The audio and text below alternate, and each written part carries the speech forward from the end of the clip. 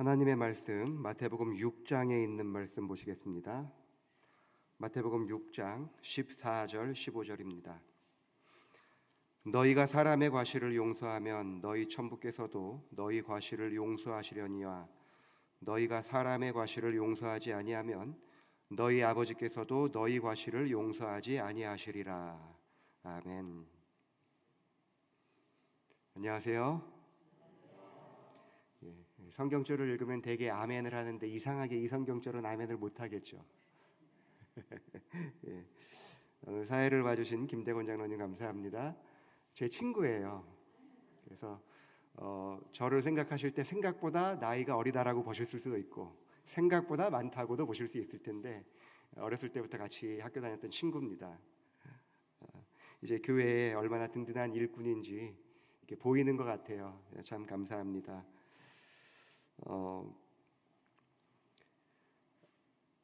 어제 내용 다 기억하시죠? 내가 죄인이라는 건 어떻게 알 수 있다? 내가 무언가를 한 것이 아니라 내가 부끄러운 것이 있으면 내가 죄인이다. 이렇게 말씀드렸습니다. 그래서 우리가 이제 쉽게 내가 죄인이다, 내가 죄인이다 이렇게 이야기를 많이 합니다. 많이 하는데 똑같은 이야기인데 표현을 다르게 좀 말씀드려 볼게요. 따라하세요. 이게 그러니까 나는 죄인이다 이렇게 하지 마시고 이제 따라하시면 됩니다. 나는 예수가 필요하다. 이해되시죠? 나는 죄인이라는 말과 나는 예수가 필요한 사람이다라는 말은 똑같은 말이에요. 근데 우린 항상 어떻게 생각해요? 나는 죄인이다라고만 생각을 해요. 그러니까 그 굴레에서 벗어날 수가 있던가요? 쉽지 않잖아요. 그렇죠? 나는 죄인이다가 아니라 나는 어떤 사람이다?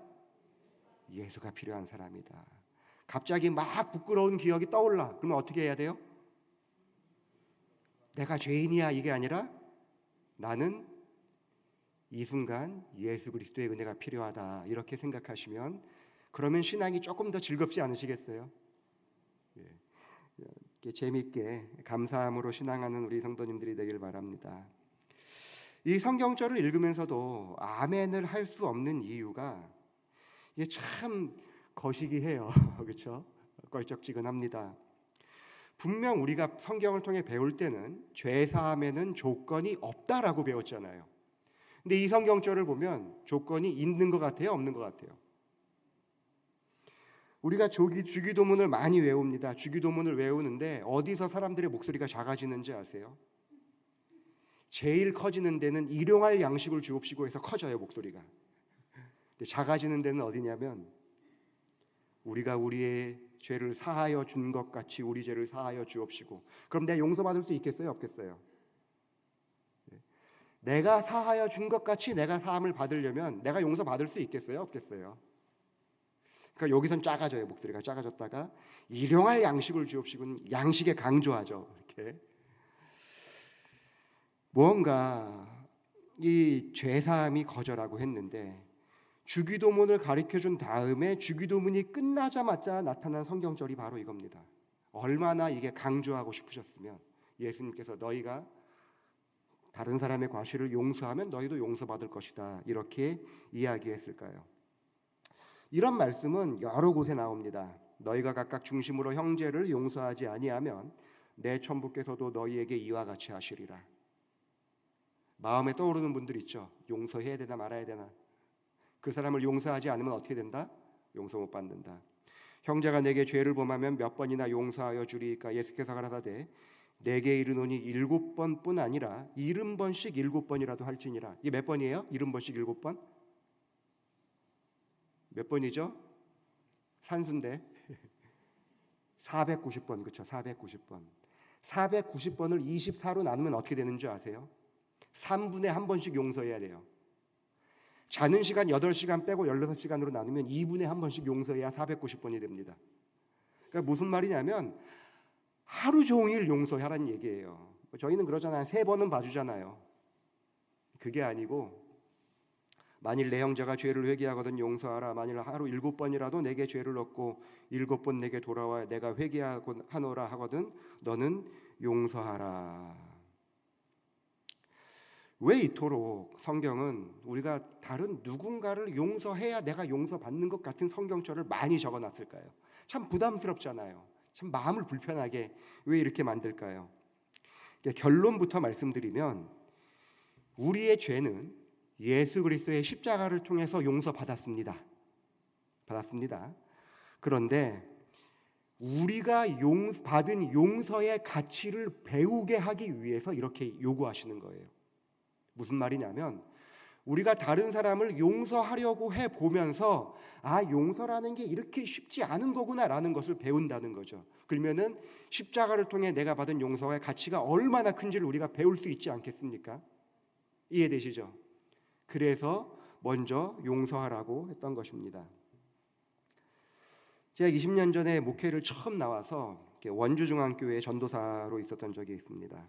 어느 날 원주 아래 흥업이라는 곳에서 청년들 모임이 있어갖고 모임을 하는데 옆 교회 청년이 그 다른 교회고 같이 있는 여청년한테 계속 전화를 하는 겁니다. 그 전화 내용이 들려요. 그 유경호 전도사 있는데 그 사람 말 듣지 마. 그 사람 말 뭐 별 내용도 없고 그 사람 이상한 사람이야. 그러니까 제가 좀 신경이 쓰이잖아요. 신경이 쓰이는데 어쨌든 시작되니까 이제 전화를 못 받게 했습니다. 그랬더니 계속 문자를 보내는 거예요. 제가 열이 받을까요? 안 받을까요? 열이 받잖아요. 그래서 청년들 데려다주고 오면서 딱 전화를 했습니다. 전화를 해갖고 왜 그렇게 이야기를 하냐? 왜 갑자기 남에게 그런 이야기를 하냐? 딱 그러고 있는데 말이 굉장히 쉽게 얘기하면 싸가지 없는 말이잖아요. 전사님 지금 저한테 전화해서 어쩌시겠다는 겁니까? 아니 그래도 사람이 이런 상황에서 그렇게 하면 안 되지 해서 그래서 어쩌실 건데요? 아이 참 전도사가 아이 참이 뭡니까? 목회자가 그렇게 말해갖고 목회하겠습니까? 막 이렇게 이야기하는 거예요.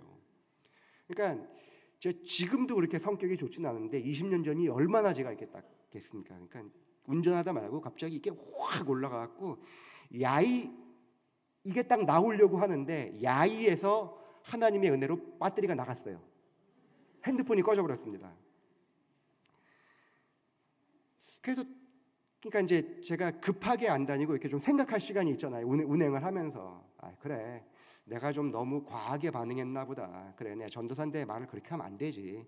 내가 잘못했지. 그러고 집에 들어와서 충전기에다 딱 꽂고 핸드폰을 켰더니 문자가 쫙 와 있는 겁니다.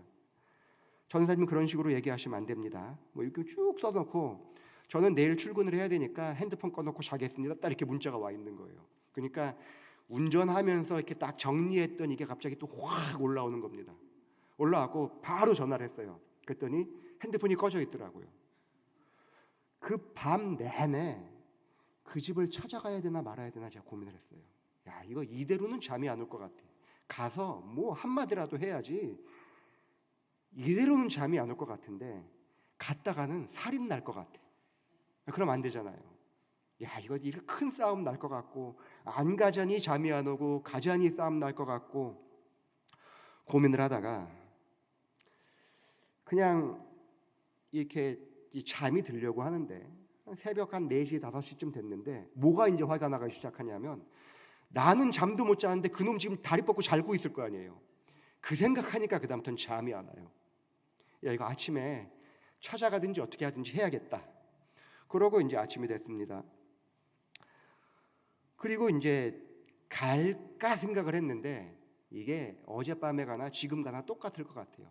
대판 싸울 것 같은 겁니다. 안 되겠다. 이럴 때는 목회자니까 말씀 보고 기도를 해야 된다. 그래서 성경절을 폈습니다. 이럴 때 시편을 펴면 좋아요. 왜 시편이 좋은 줄 아세요? 막 이런 성경절들이 있어요. 하나님 보여주세요. 제 얼굴 말고요. 성경절 좀 보여주세요.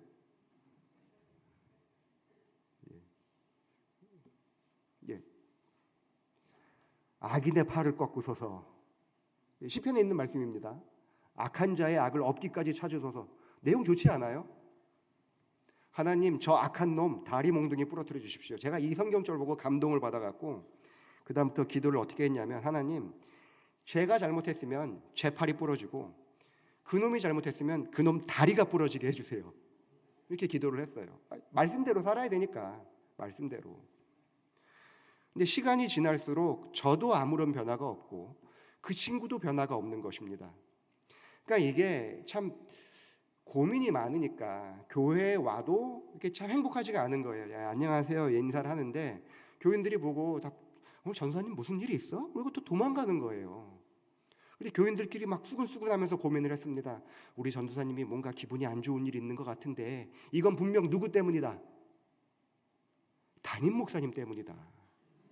담임 목사님이 우리 전도사님 괴롭혀갖고 이렇게 전도사님 웃지도 않게 만드냐. 그러니까 저는 제가 화가 났는데 교회 전체 분위기가 확 가라앉는 거예요. 이해되시죠? 어떤 상황인지. 야, 이러면 안 되겠다 싶어갖고 용서하지 않으면 내가 병나겠다. 용서를 해야겠다. 그리고 성경절들을 찾아봤더니 아까 나왔던 그 성경절들이 쭉 나와 있는 것입니다. 그래서 제가 결심을 하고 그 사람을 용서하려고 했는데 용서하려고 하면서 용서가 쉽지 않다는 걸 알았어요. 다른 분 용서해 본 적 있으세요? 다른 사람을? 그거 정말 쉽지 않습니다. 왜 쉽지 않냐면 첫 번째는 동일한 피해, 그러니까 명분이에요. 명분. 동일한 피해자가 생길 것 같은 사람. 이해되시죠? 어떤 상황인지. 나는 내가 착하니까 내가 피해를 입어도 견딜 수 있는데 그 사람이 회개 안 하고 내가 용서해주면 자기가 잘난 줄 알고 또 다른 사람 힘들게 할 거 아니에요. 그러니까 나 하나로 끝나는 게 아니라 여러 사람들이 힘들어하게 일들이 생길까 봐 용서를 못 하겠더라고요. 첫 번째. 두 번째는 나는 정말 고민 많이 했잖아요. 일주일 넘도록 고민을 했잖아요. 그런데 내가 가서 너 용서해 줄게 그랬는데 얘는 고민도 안 하고 있다가 쉽게 받아들일 것 같은 느낌이 드는 거예요. 이해되시죠? 어떤 상황인지. 같이 고민하고 힘들어하다가 그래 우리 잘 살아보자. 그래서 같이 잘 살면 좋은데 나는 고민을 어렵게 하다가 일주일 만에 찾아가서 내가 너 용서해 줄게. 힘드니까 다시는 그러지 마 했더니 아유 뭐 그것 때문에 여기까지 오셨어요. 예 알겠습니다. 이렇게 쉽게 받아들일 것 같은 기분이 들어서 용서가 안 되더라고요. 세 번째는 이게 참 어려운 건데요. 내가 용서해줘서 그 사람 잘 될까 봐. 어떤 상황인지 이해되시죠? 나는 그 친구를 용서를 해줘도 하나님께서 심판하셔야 되는데 내가 용서해줘서 하나님께서 그 친구 축복해 주실까 봐 그게 걱정이 되더라는 거예요. 어떤 상황인지 이해되세요? 이런 적 없으세요? 그러니까 예를 들어 최동현 선생님이 저한테 잘못했어요. 그래서 제가 용서를 해줬습니다. 그랬더니 최동현 선생님이 합회장이 된 거예요. 그럴 것 같은 생각이 드는 거예요. 어떤 상황인지 이해되시죠?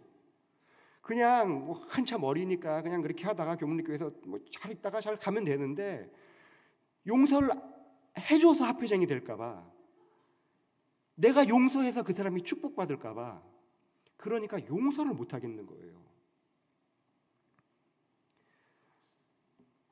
이 문제로 한참 고민을 하다가 그래도 하나님께서 용서하라고 하는데 내가 용서를 해봐야겠다 이런 생각을 하고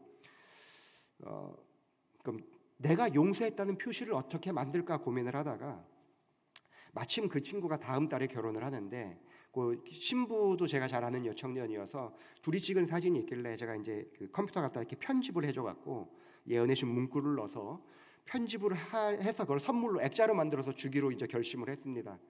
제가 얼마나 후회했는지 아세요? 선물을 만들 때마다 어떤 얼굴을 봐야 돼요? 컴퓨터에서 그놈 얼굴을 봐. 빨간색 갖다 X자도 막 뭐 이러고 싶은데 그러면서 제가 성경이 말하는 용서가 무엇인지에 대해서 깨닫게 되었습니다. 성경이 말하는 용서는 뭐냐면 성경이 말하는 용서는 첫째는 일방적이에요. 일방적. 성경이 말하는 용서는 일방적입니다. 상대방의 반응에 관계없이 하는 게 용서예요. 무슨 말이냐면 예수님께서 우리를 용서해 주신 것은 우리가 무언가 회개하기 이전에 일방적으로 용서해 주셨다는 겁니다. 그 사람의 반응에 관계없이 일방적으로 주어졌어요. 예전에 저는 어떻게 알고 있었냐면 아유 잘못했습니다. 용서해 주세요. 그럼 내가 너 용서해 줄게. 이게 용서인 줄 알았어요. 그건 용서라는 단어를 사용하지 않고 화해라는 단어를 사용합니다. 우리는 용서와 화해를 착각하고 살아요. 우리가 하나님 앞에 무릎 꿇고 하나님 연말기도 주일이니까 기억나지 않은 죄까지 다 용서해 주세요 이렇게 기도하면 하나님께서 하늘에서 보시다가 그래 너 내가 용서해 줄게 이러는 게 우리는 용서인 줄 안다는 거죠. 그게 아니라 일방적으로 이미 주어져 있는 게 성경이 말하는 용서라는 것입니다. 상대방의 반응에 관계없이 주어지는 게 하나님의 용서인 거예요. 그런데 제가 그 친구를 용서하면서 그 친구 반응이 궁금해요. 하나님도 우리의 반응을 궁금해하십니다. 그게 회개예요. 십자가로 용서받은 우리가 우리의 죄를 하나님 앞에 내어놓는 것. 용서가 먼저고 그 다음이 회개입니다. 두 번째 용서는 성경이 말하는 용서는 사람을 수치스럽게 하지 않습니다. 무슨 말인지 아시죠? 무슨 말이냐면 예를 들어서 요셉이 형들을 용서할 때 요셉이 형들을 용서했잖아요. 금요일 날 이야기할 겁니다.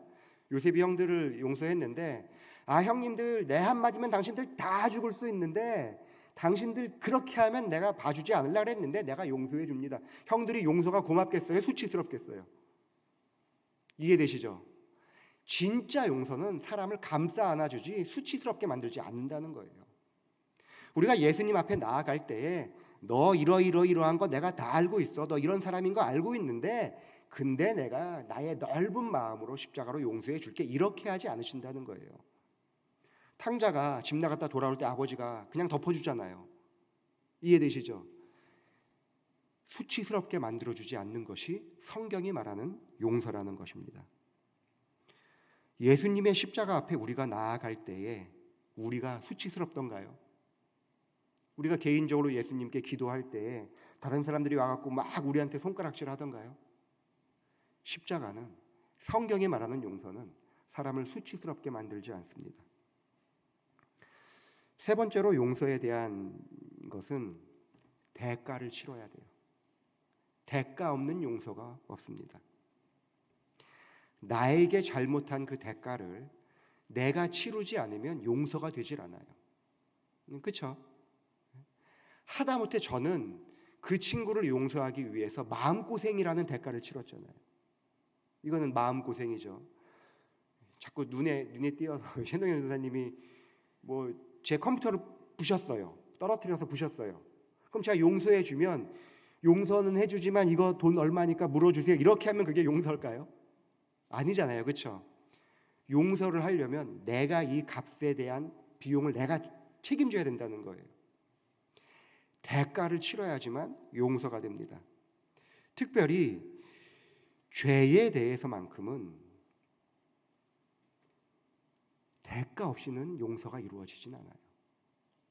예수님께서 죄를 사하는 권세를 가진 분으로 알려지기를 원하셨다는 이야기는 뭐냐면 그분이 직접 우리를 대신해서 대가를 치르셨다라는 것을 보여주고 있는 것입니다. 우리가 아무런 자백이나 고백이나 회개나 이런 것이 없는 그때에 예수님께서는 우리를 위하여 십자가에 달려 돌아가심으로 말미암아 대가를 치르신 거예요. 그래서 우리가 이 죄를 깨닫고 십자가의 앞에 나가서 고백하고 용서를 구할 때에 우리의 마음속에는 감사가 포함되게 됩니다. 왜냐하면 대가를 누가 치렀으니까? 예수님께서 이미 대가를 치러주셨으니까. 십자가를 통해서 대가를 치러졌기 때문에 어떤 분들은 그래요. 교회 가면 맨날 죄인이라 그러는데 거길 왜 가냐? 우린 죄인은 맞아요. 근데 용서받은 죄인입니다. 그냥 죄인이 아니에요. 그렇기 때문에 교회에 가서 기도할 때에는 항상 감사의 기도가 터져 나오는 이유가 뭐냐면 우리가 어떤 죄인이기 때문에 용서받은 죄인이기 때문에 그런 것입니다. 예수님께서는 십자가를 통해서 대가를 치르고 용서를 해주셨기 때문에 우리가 그것을 받아들이는 방법은 감사밖에 없는 거예요. 안식일마다 감사헌금 내시죠? 감사헌금 왜 내세요? 지난주에 로또 샀는데 대박 났습니다. 그래서 감사헌금 이런 거 아니잖아요. 그렇죠? 우리를 구원해 주신 하나님에 대한 감사함으로 감사헌금을 내는 것입니다. 용서에 대한 이런 생각들을 해보면서 뭐 제가 혼자 상상을 해봤어요. 예수님은 어떤 대가를 치르셨나. 창조주가 이 땅에 피조물로 내려오셨습니다. 내려오셨는데 그 사람들이 창조주 하나님을 믿어요, 안 믿어요? 안 믿어요. 안 믿어요.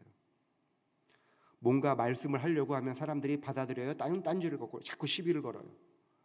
와서 시비를 걸어요. 천국에 대한 이야기를 하면 사람들이 다 도망갑니다. 병자를 고쳐주면 또 뭔가 한 자리 얻을 수 있을까 싶어서 또 다 와요. 떡을 먹이니까 5천 명 떡을 먹이니까 그 바닷가를 다 배 타고 따라옵니다. 예수님께서 원하시는 대로 믿지를 않아요. 그뿐인가요? 용서를 해주셨는데 용서받기 위해서 피조물한테 따귀를 맞습니다. 따귀 맞아본 적 있으세요? 따귀를 맞아요. 침 뱉음을 당합니다. 침은 아파요, 안 아파요? 침 뱉으면 아파요, 안 아파요? 아파요? 근데 왜 뱉어요? 무시하는 거예요. 무시하는 거예요. 창조주 하나님이 이 땅에 오셨는데 사람들로부터 무시를 당해. 누구 때문에 왔는데? 나 때문에 왔는데.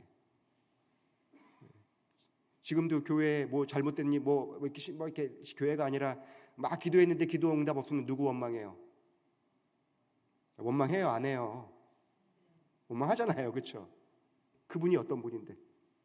창조주 하나님이 우리를 구원하기 위해서 이 땅에 내려오셨는데 그런 대가를 치르시고 우리를 죄로부터 구원해 주신 것입니다. 우리가 남을 용서했기 때문에 용서함을 받는 것이 아니라 우리가 용서받았기 때문에 용서하는 것이다. 모든 용서는 공로 없이 베푸시는 하나님의 사랑에 근거를 두고 있다. 그러나 다른 사람에 대한 우리의 태도로서 우리가 과연 그 사랑을 내 것으로 삼은 여부를 증거하게 된다. 무슨 말이냐면 너희가 남을 용서해라. 그게 뭐냐면 네가 용서 진짜로 받았으면 용서해라. 그 이야기를 실물 교훈이 풀어서 설명한 것입니다.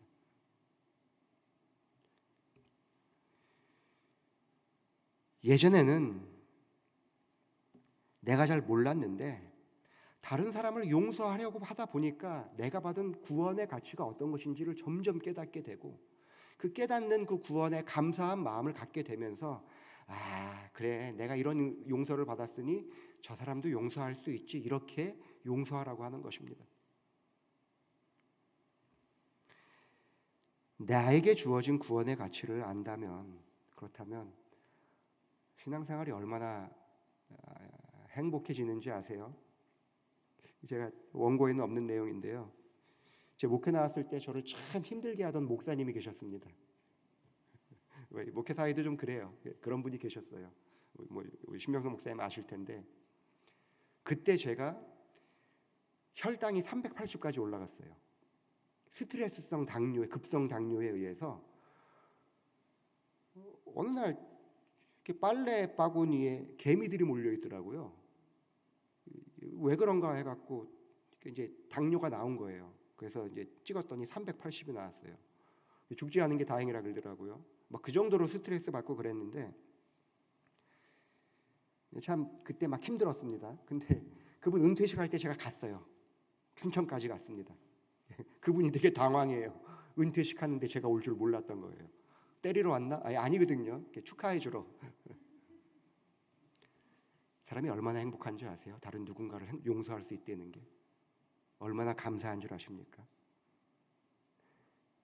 내가 받은 용서의 가치를 헤아려 보시고 나를 힘들게 한 사람들을 용서해 보시길 바랍니다. 우리가 용서받은 그 용서의 가치를 이해한다면 우리가 그 죄를 똑같이 반복할 수 있을까요? 반복할 수 없습니다. 한 40년 전쯤에 한 시골에서 있었던 일입니다. 이거는 이제 나중에 설명드리고요.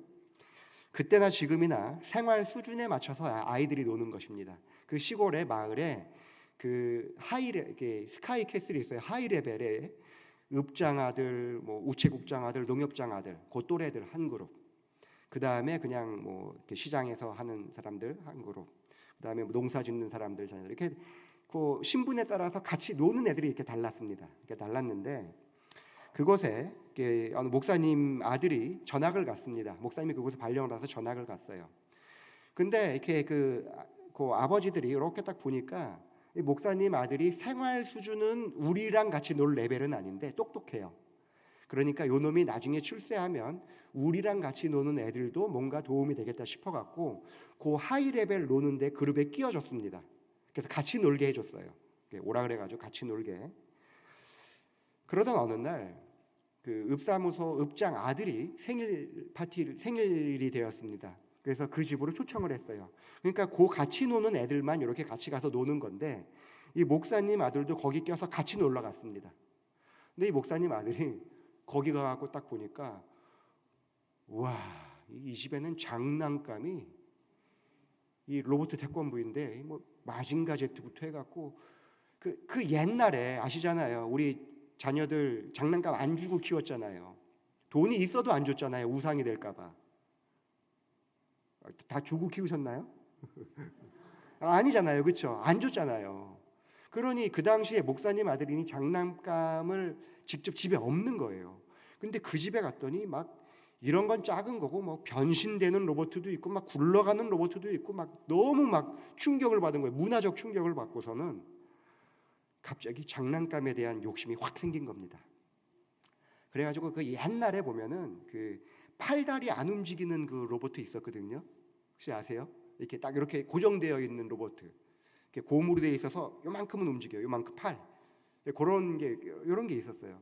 근데 그걸 딱 보는 순간 이 목사님 아들이 욕심이 생긴 거예요. 야, 저거 나도 저런 거 하나 있었으면 좋겠다. 근데 저렇게 크고 화려한 건 내가 가지를 못하니까 요거만이라도 가지셨으면 좋겠다. 그러고 그것을 딱 집어서 크지 않으니까 주머니에 딱 넣습니다. 주머니에 넣는데 그때부터 심장이 막 쿵쿵쿵 뛰기 시작하는 거예요. 거기서 더 놀다가는 들킬 것 같아. 그러니까 그 친구들한테 난 집에 갈게. 그리고 이제 집을 갔습니다. 집을 나와서 시장을 지나서 다리를 건너서 교회를 가야 되는데 다리를 건너는데 갑자기 뒤에서 아이들이 막 소리를 지르면서 쫓아오는 겁니다. 도둑놈 잡아라. 그러니까 이 시장에 있던 사람들이 뭐 한가한 오후에 애들이 막 시끄럽게 뛰어가니까 뭔 일이냐 물어보니까 한 명의 아이가 또 이야기를 하는 거예요. 우리가 지금 뭐 누가 생일 파티여서 생일 잔치를 했는데 거기서 지금 뭐 로봇가 하나 없어져서 그걸 찾으러 이렇게 막 설명을 하는 거예요. 나중에 그 목사님 아들이 하는 얘기가 뭐냐면 그 읍장 아들이 아버지가 로봇을 사줄 때마다 리스트를 만들어 놓고 친구들 왔다 갈 때마다 체크하라고 없어질 수 있으니까. 근데 이 아이가 일찍 가니까 왜 갑자기 일찍 가지? 잘 놀다가 혹시 뭐 훔쳐간 거 아니야? 그래가지고 이렇게 막 3단 합체 로봇 있음, 뭐 무슨 로봇 있음, 맨 마지막에 마징가 없음. 왜 없지? 그놈이 훔쳐갔다. 그래서 쫓아온 겁니다. 그러고서 다리에 있는데 막 찾아라 그러고 오고 그러니까 시장 상인들도 심심하니까 구경으로 온 거예요. 근데 목사님 아들이 그 소리를 듣는 순간 몸이 굳어버린 거예요. 움직일 수가 없는 거예요. 주머니에서 로봇을 꺼내갖고 그 바닥에다 떨구고 발로 밟았습니다. 딱 밟고 있는 거예요. 움직이지도 못하고 몸을 부르르 떨고 있습니다. 그러니까 이 아이들이 와갖고 이 도둑놈 분명 가져갔을 거다. 가방이랑 주머니랑 다 뒤지는데 나와요, 안 나와요? 안 나오죠. 안 나오니까 이 아이들이 추측을 하는 겁니다. 분명 주머니에 넣고 오다가 우리가 도둑놈 잡아라 그러니까 주머니에서 꺼내서 다리 위였으니까 냇가에 던졌을 것이다. 아이들이 또 냇가에 들어가서 막 찾았습니다. 근데 찾는데 로봇가 나와요, 안 나와요? 안 나오죠. 안 나오죠. 그러니까 구경하던 시장에 있던 사람들이 화가 난 거예요. 이 자식들이 안 그래도 지들끼리만 몰려댕겨갖고 꼴보기 싫어 죽겠는데 이놈들이 지금 누구 아들을? 목사님 아들을 도둑놈으로 몰아? 그래가지고 이 시장 상인들이 화가 나갖고 이 아이들을 막 혼내기 시작했습니다. 그러니까 점점 이게 커지는 거예요. 막 혼내게 했는데 그러니까 이제 이 읍사무소도 난리가 난 겁니다. 읍사무소도 난리가 나서 또 읍장이 막 달려온 거예요. 그러니까 이제 사람들이 시장에 있는 상인들이 그 읍장한테 자식 교육 똑바로 시키라고. 네가 가졌으면 뭐 읍장이지. 돈이 많으면 돈이 많고 가진 게 있으면 그렇지. 자식 교육 못 시켜갖고 목사들을 이렇게 만드냐고 시장 상인들이 막 뭐라고 한 겁니다. 예, 걷잡을 수 없이 일이 커졌어요. 그러고서는 가라 그러고 이제 다 갔습니다. 근데 이 목사님 아들은 꼼짝도 못하고 푹 식은땀만 쭉쭉 흘리면서 있는 것입니다. 해가 져도 집에를 갈 생각을 못하고 있는 거예요. 그 다리 위에 서서. 그러니까 이제 교회도 연락이 가서 목사님이 교인들이랑 같이 아들 이름을 부르면서 딱 왔더니 그 자리에 그대로 있는 거예요. 다 목사 아들이 도둑질 안 했을 거라 생각하는데 누구는 알아요? 아버지는 아는 거예요. 딱 이놈을 보니까, 이놈 얼굴 표정을 딱 보니까 뭐 했다? 훔쳤다. 이놈 훔쳤구나. 교인들한테 아유 이제 찾았으니까 됐습니다. 가십시오. 제가 이제 집으로 데려가겠습니다.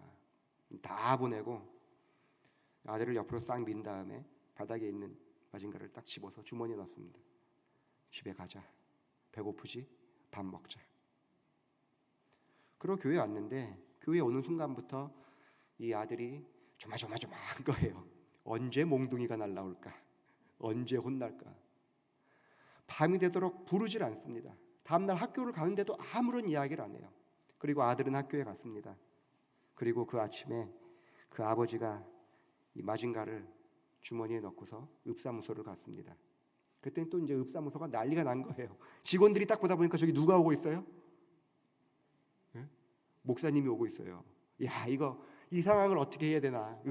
읍장이 없다고 해야 되나? 분명 따지러 온 것 같은데 읍장님 큰일 났습니다. 지금 저희 목사님 오고 있습니다.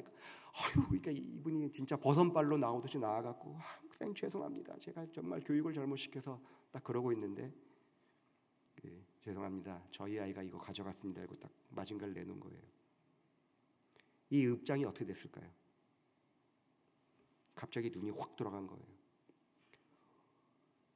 목사가 자식 새끼 잘못 교육시켜갖고 도둑놈을 만들었는데 비난은 어저께 누가 들었어요? 읍장이 들었어요. 어제 온갖 세상의 창피는 다 무릅썼는데 실제로 보니까 누가 도둑놈이에요? 갑자기 쌍욕부터 나오기 시작하는 겁니다. 야이 XX 강아지야, 송아지야, 망아지야. 멱살 잡고 막 옆에서 막 말리지도 못할 만큼 막 분노해갖고 너 같은 것이 목사라고 어디서 목회를 하고 이 짠 자식 새끼 하나 못 가르친다. 아버지가 아들의 죄를 용서하기 위해서 그 모든 수모를 다 받은 거예요. 그 온 동네 사람들로부터 다 욕을 먹기 시작한 것입니다. 누구를 용서하기 위해서? 누구를 용서하기 위해서? 아들을 용서하기 위해서. 아들에게 한마디 하지 않고 아들의 죄를 용서하기 위해서 아버지가 그 욕을 다 먹은 것입니다. 멱살이 잡히고 따귀를 맞고 침뱉음을 당하고 사람들도 말리지를 못해요. 십자가가 그런 것입니다. 십자가가. 우리를 용서하기 위해서 하늘의 하나님이 이 땅에 내려오셔갖고 우리를 용서하기 위해서 멱살을 잡히고 채찍에 맞고 따귀를 맞고 어떤 수모를 당했는지를 아는 거죠. 그 목사님 아들이 하는 이야기가 나 때문에 아버지가 어떤 수모를 당했는지 알기 때문에 그 다음부터는 지나가다 보면 아무리 멋있는 로봇가 있어도 눈에 들어올까 안 들어올까요? 안 들어오는 거예요. 내가 저거 가져갔다가는 어떻게 된다? 우리 아버지가 수모를 당한다. 내가 저 죄를 지었다가는 우리 아버지가 견딜 수 없는 멸시를 당하게 된다. 하나님께서 우리에게 죄 지은 자를 용서해야 한다고 이야기하셨습니다. 그 말은 내가 이미 너의 모든 죄를 크나큰 대가를 지불하고 용서했으니 이제는 나의 용서를 니네가 한번 받아줘 봐라 라는 초청의 말씀인 것입니다. 다른 사람을 용서하려고 하면서 하나님의 은혜를 우리가 기억하게 되는 것이죠. 하나님의 용서는 일방적으로 우리에게 주어진 대가를 치르고 주어진 놀라운 은혜인 것입니다. 사실 하나님의 용서는 구해서 얻어질 수 있는 게 아니에요. 많은 그리스도인들이 어떻게 생각하냐면 구하면 얻을 수 있는 줄 알아요. 그러니까 그리스도인들이 죄를 제일 많이 져요. 어떻게 하면 되는 줄 아세요? 지나가는데 삼겹살 맛있잖아요. 그거 먹고 있다가 회개기도 하면 되지 이런다고요. 이해되시죠? 구하면 되지. 그럼 용서될 거 아니야.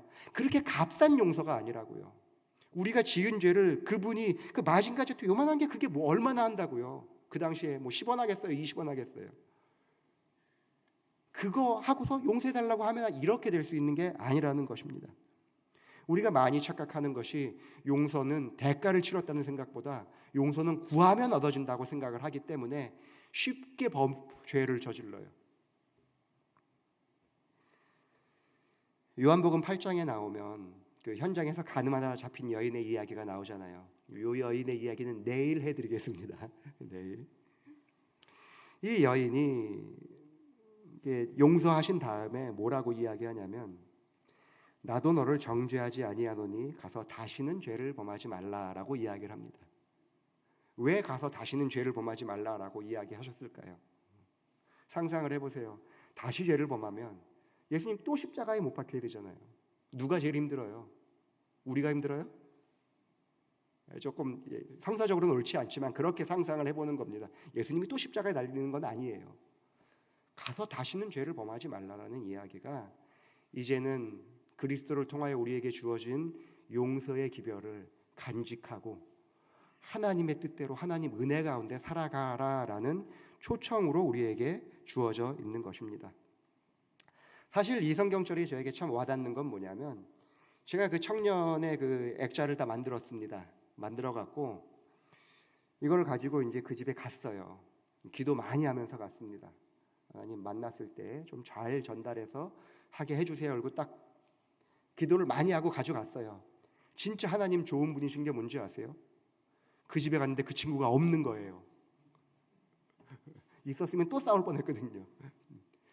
그래서 제가 이제 그거를 뭐 집 어디다 놓고 문자를 남겼습니다. 뭐 선물을 준비했습니다. 어디 있으니까 챙겨가십시오라고 했는데 제가 그 친구를 만났을 때 진짜 한마디 하고 싶은 게 뭔지 아세요? 너 다시는 그러지 마라. 이 얘기 하고 싶더라고요. 이해되시죠? 내가 너무 힘드니까 너 다시는 그러지 말라.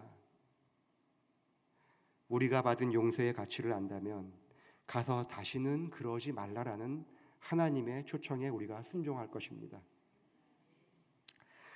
기억하기 바랍니다. 예수님은 이 땅에 죄사함의 권세를 가지고 오셨습니다. 그리고 그런 권세로 우리의 모든 죄를 용서해 주셨습니다. 예수님께서 죄사함의 권세를 얻은 것은 대가를 치르고 얻으셨습니다. 그리고 우리로 하여금 나를 따르라라고 초청하십니다. 예수님께서 우리를 용서해 주셨던 것처럼 우리도 다른 사람을 용서할 자격이 주어졌으니 그렇게 살아라라고 이야기하고 계시는 것입니다. 다른 이들을 용서하기 바랍니다. 교회 안에서 나를 힘들게 하는 나한테 90도로 허리 숙여 인사하지 않는 담임 목사님을 용서하시기 바랍니다. 교회에서 직원회 할 때 내 이야기를 들어주지 않는 신병성 목사님을 용서해 주시기 바랍니다. 그렇게 교회 안에서 우리가 서로 용서하고 가족 간에 서로 용서하고 이해하고 그렇게 예수님을 따라간다면 그렇다면 이 땅에서 죄사함 받은 자의 특권을 누리면서 살아가게 될 것입니다. 그렇게 하나님께서 허락하신 그 특권을 마음 놓고 누리면서 기쁘고 감사한 감사함이 넘치는 죄인이 아니고 뭐라고요? 나는 예수가 필요한 사람입니다. 이렇게 항상 살아가는 우리 교문리교회 가족들 되길 바라면서 말씀 마치겠습니다.